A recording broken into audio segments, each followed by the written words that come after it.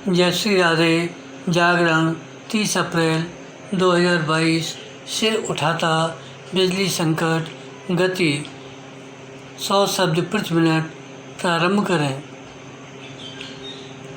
बढ़ती गर्मी के बीच देश के कई हिस्सों में बिजली संकट गहराने की खबरें चिंता का कारण हैं।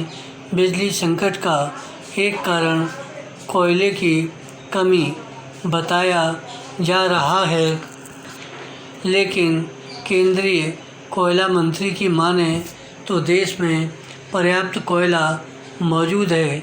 यदि वास्तव में ऐसा है तो फिर कुछ राज्यों में बिजली कटौती की शिकायतें क्यों आ रही हैं? प्रश्न यह भी है, यदि कोयले से संचालित बिजली घर उसकी कमी का सामना नहीं कर रहे हैं तो फिर रेलवे को कोयले की ढुलाई के लिए विशेष व्यवस्था क्यों करनी पड़ रही है? बिजली घरों को कोयले की आपूर्ति करने के लिए जिस तरह कई यात्री ट्रेनों को रद्द किया गया, उससे तो यही लगता है कि कहीं कोई समस्या है। विराम। वस्तु स्थिति को स्पष्ट किया जाना चाहिए ताकि न तो किसी संशय की गुंजाइश रहे और न ही केंद्र और राज्यों के बीच आरोप प्रत्यारोप की।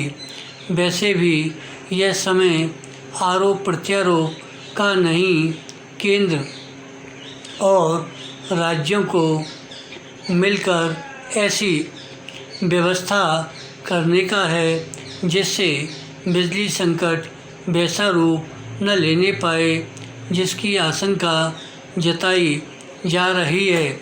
इसकी अनदेखी नहीं की जानी चाहिए कि आने वाले दिनों में बिजली की मांग और बढ़ने के ही आसार हैं। विराम।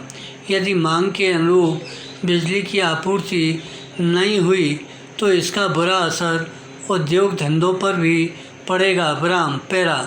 यह पहली बार नहीं जब कोयले की कमी के कारण बिजली संकट गहराने का शोर मचा हो।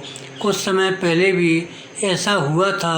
संयोग से तब समय रहते बिजली संकट को गहराने से रोक लिया गया था। विराम। तब कोयले की कमी का कारण बारिश में उसका भीग जाना और समय पर उसका आयात न किया जाना था। इस बार यूक्रेन संकट के कारण अंतर्राष्ट्रीय बाजार में कोयले के साथ साथ गैस के दाम भी बढ़ गए हैं।